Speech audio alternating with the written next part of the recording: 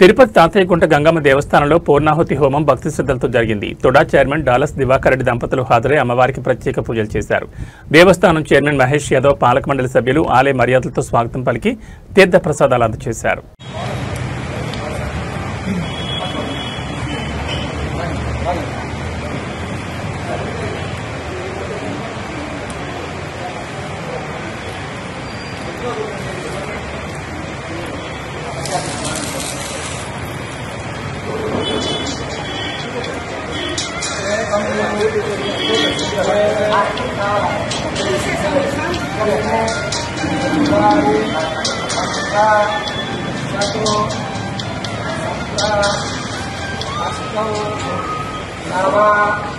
दश एकादश द्वादश ओम सप्तते अष्टे प्रमिदः सप्तदश सप्तर्वयः सप्तधाम प्रियाणि सप्तहोत्रा